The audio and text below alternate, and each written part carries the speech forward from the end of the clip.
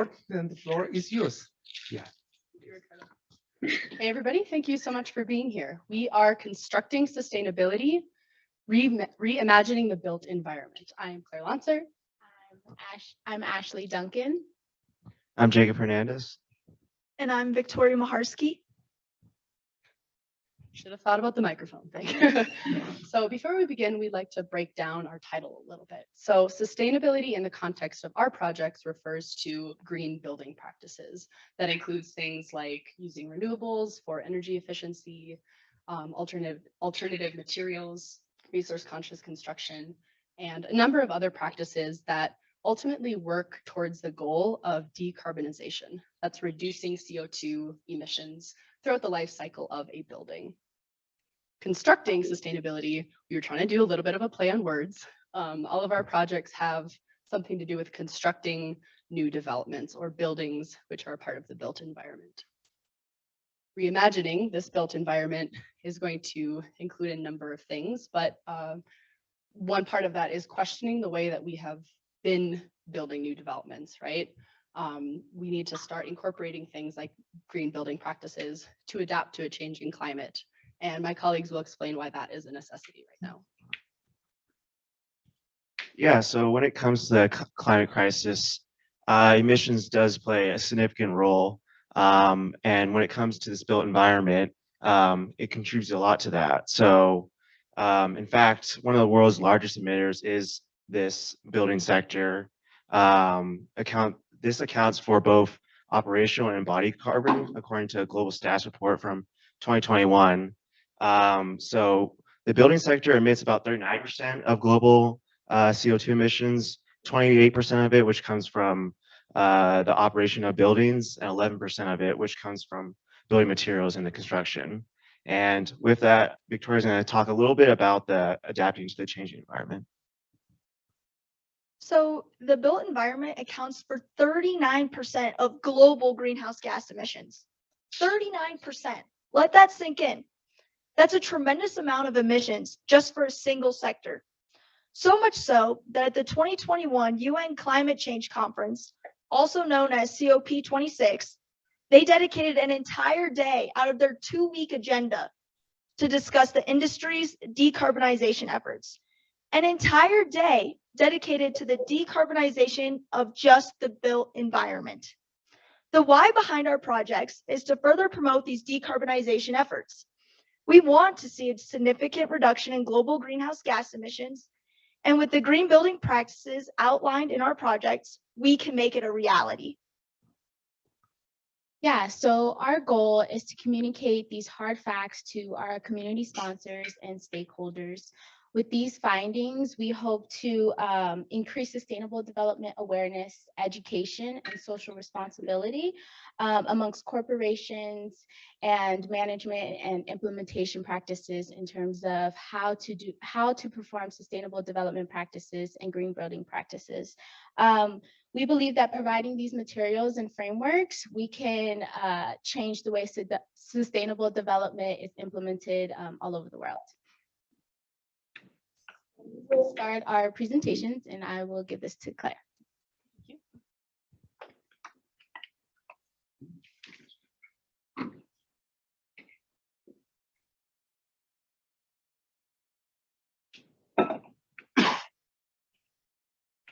you.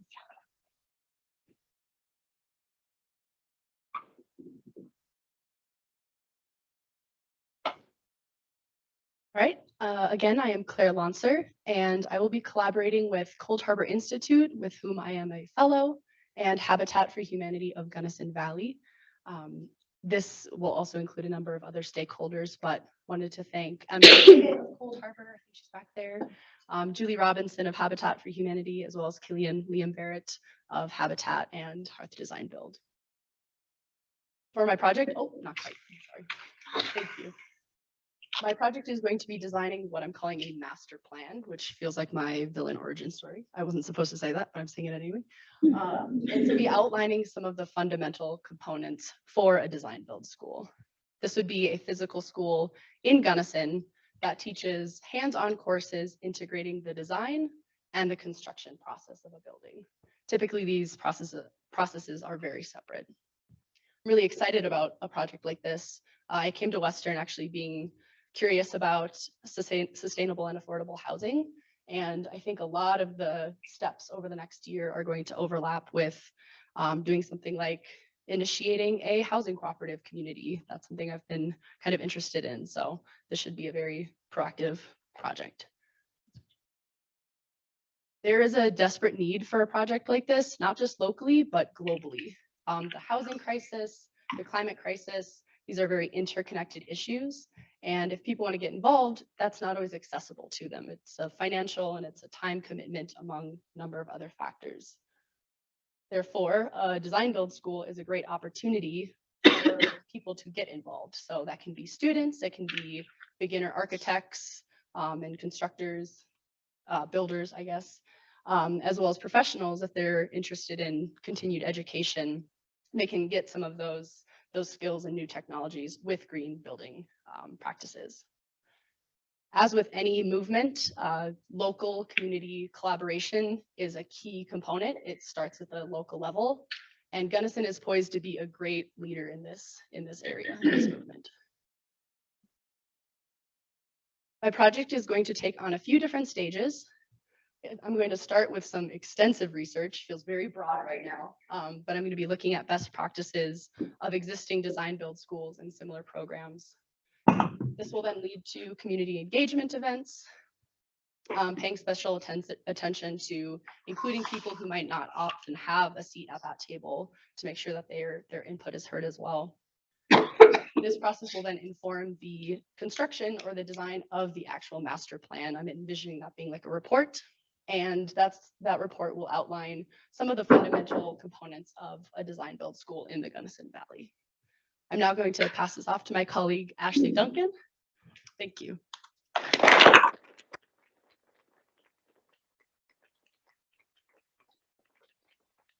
Hello, everyone. I'm Ashley Duncan, and I am currently creating a sustainability plan for Mrs. Class Neighborhood, or MCN Build Construction. The title of my project is Constructing a Sustainable Development Plan and Framework with emphasis on identifying, guiding, and creating a roadmap to sustainability for MCN Build Construction Company. So MCN Build currently does not have a sustainability department, nor does it have a sustainability plan in place.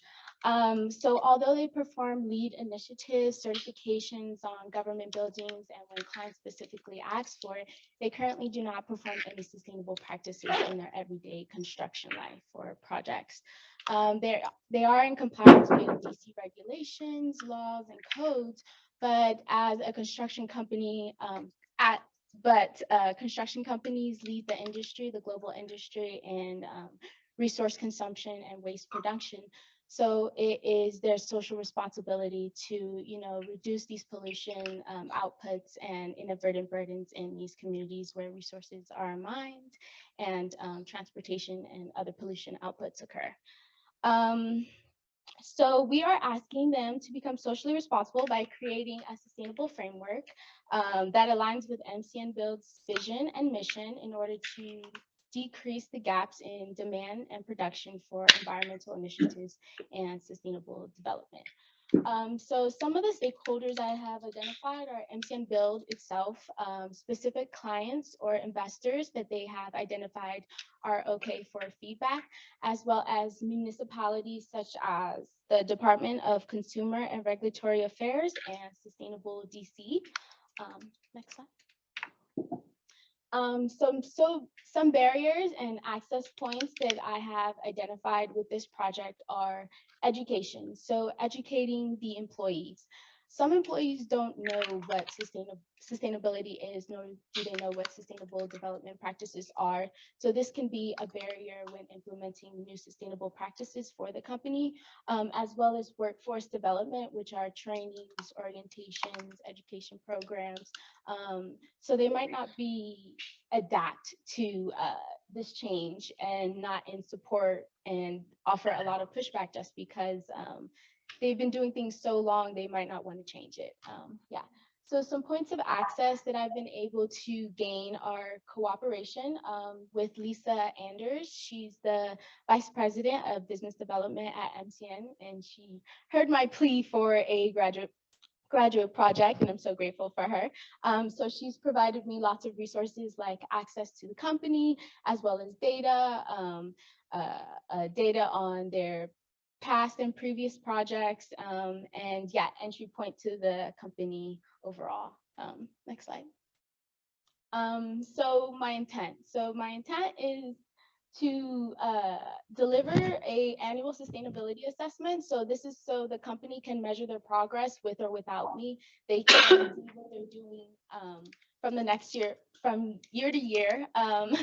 Yeah, and see how they're progressing. A sustainability framework. So this is developed from the annual assessment. They can monitor where they're going, if they're going in the right direction, the wrong direction, if their mission and vision aligns with what they're trying to do or what they're not trying to do financially. This will ultimately lead to the sustainability plan that I'm trying to construct, but sometimes, you know, businesses, investors, clients, they have their own agenda and this can alter or vary. And so I'm doing this project because it aligns with some of my career objectives, which is ultimately a LEED certification. I want to be LEED certified. And to be able to say I did some type of sustainable planning in urban areas and eventually be a sustainable consultant.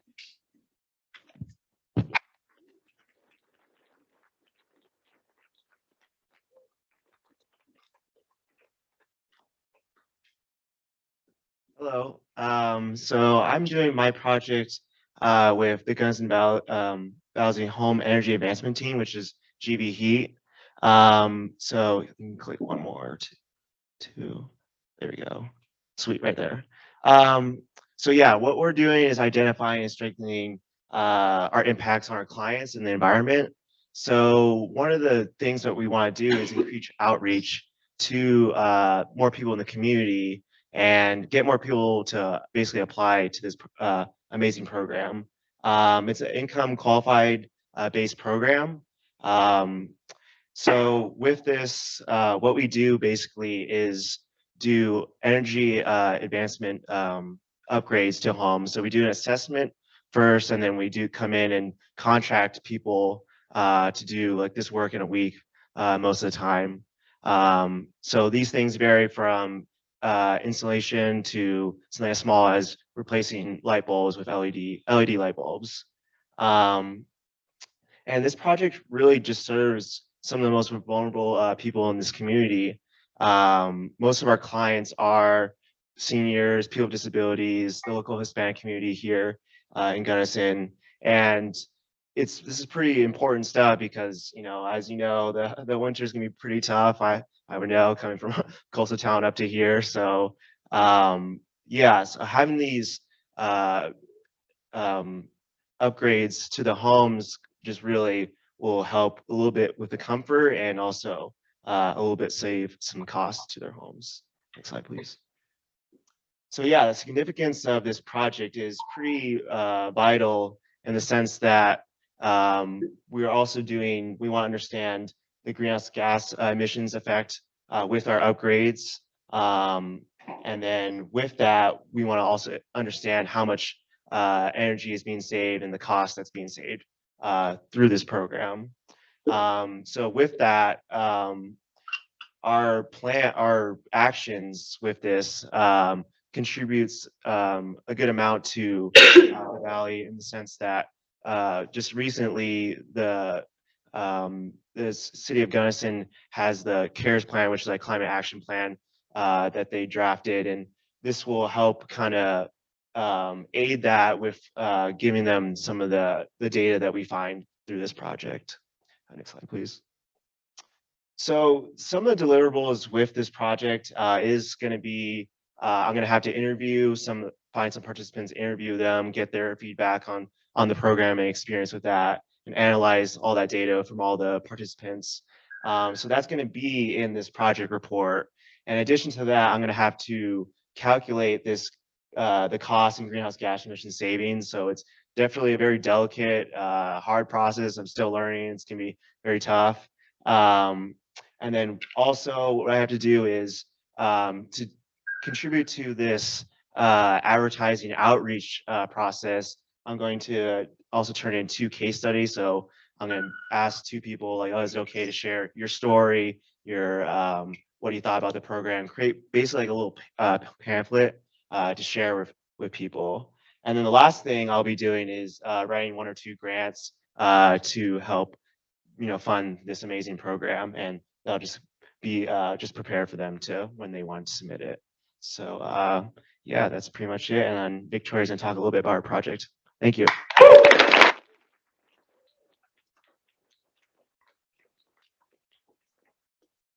Hi, everyone. So I am Victoria. I'm the Special Projects Manager at Green Builder Media. And today I'll be discussing the use and value of ESG standards in the housing sector. So with a quick show of hands, are you guys familiar with what ESG stands for? No? Okay, so ESG stands for Environmental Social Governance. And as the climate crisis continues to rage on, more and more corporations are choosing to adopt an ESG framework. Next slide, please. So the main objective of my project is to inform my stakeholders of ESG best practices and trends in the housing sector so that they can set their own ESG standards specific to their industry. Right now, there's lack of regulation and voluntary disclosures, and without mandatory disclosures, it's very easy for corporations to participate in greenwashing. So my company, Green Builder Media, has taken a very proactive approach and has set up an ESG working group to try and mitigate the situation and set up some standards. So my stakeholders will include Green Builder Media, of course, Western, our sponsors, the ESG working group, home builders, architects, developers, building home manufacturers, homeowners, renters, and then of course, some data regulators. The deliverables for my project will include an ESG blog, and the topics will be wide ranging. This can include an emphasis on the need to fix regulation, which the SEC has done right now. Some other topics can be the inefficiency of ESG scoring. One that I'm looking forward to is the barriers of electrifying low-income housing, and that will include rental units, not just people who own their homes. Next slide, please. So this is an example of the first blog that I published. So this is an example of the first blog that I published, and some challenges that I'm facing is data collection. Because this field of ESG is so new, having access to reliable and quality data is hard to come by. Another barrier is writer's block. When I'm writing these blogs, sometimes they can take days. And another barrier would be trying to arrange these ESG working group meetings, trying to collaborate with everybody's schedule and meet on time. The benefit, though, is that the understanding the importance of ESG standards and investing, Green Builder Media is inherently a media company. And so understanding the process of getting our medium content to our stakeholders.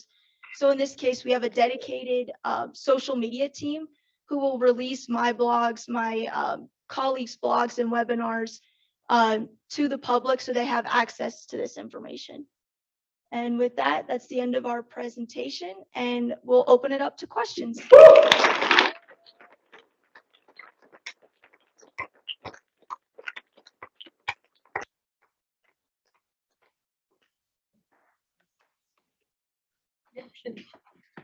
I have a question for Claire.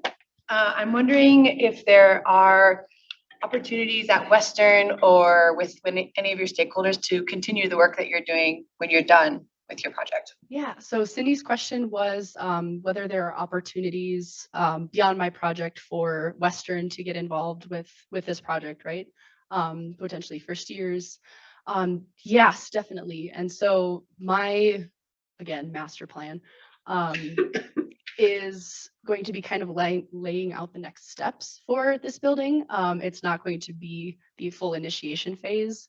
And so there's definitely an opportunity to jump in and get involved in the actual procuring land and doing more thorough cost benefit analysis. I think there's also room for, there's interest in having a building material reuse center that I think Sydney actually did during her fellowship. And there's room for integration with that as well. So if you're interested in recycling, there's definitely room for first year or anyone to get involved. And I'm still rambling, but Western, hopefully there could be some integration with Western in the future with this school as well, providing credits through classes to attend. And actually, while I have the microphone, I meant to thank Kate Clark, my mentor. She's been instrumental in this, so unforgettable, but I managed to forget because I was nervous. So thank you for your question, Sydney. Yeah. Writing already, or is this your first blogging experience? So this is my first blogging. I'm going to repeat the question. So she asked if this is my first writing, like if I have a background in writing or if this is my first experience. It is my first experience writing a blog. I do have a pretty good background in technical writing for science topics like ecology, but they were more research-based and not informal articles. Well, I hope that answered your question.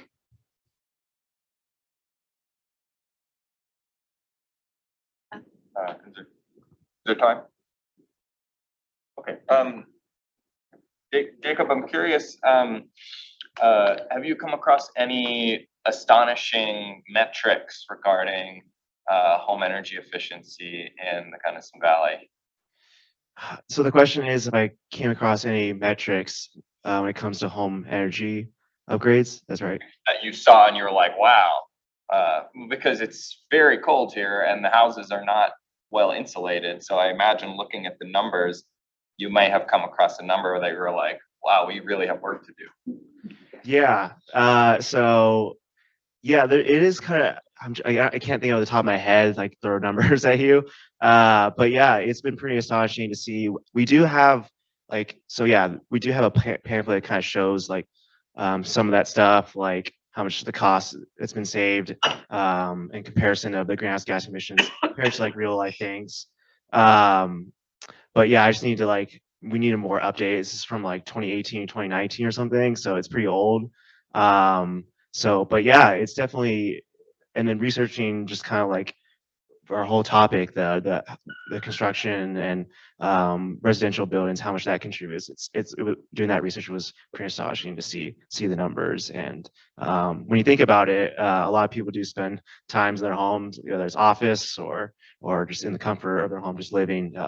You do use a lot of energy. Yeah.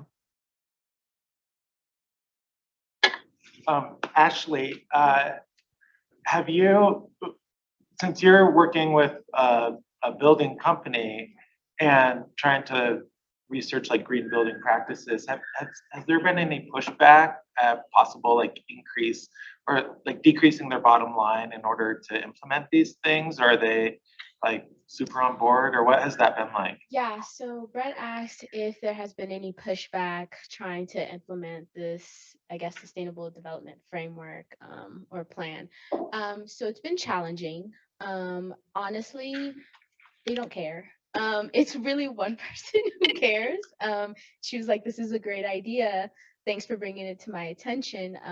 That's why I am creating an annual sustainability assessment and a framework for them to, in addition to my sustainability plan, for them to be able to do what they would like aside from me, just because, I'm not in the room with the conversations with stakeholders and investors who had things going on the back end. So I want this to be an opportunity for them to indulge in sustainability without feeling like it's restricting them in terms of financial benefits or their clientele.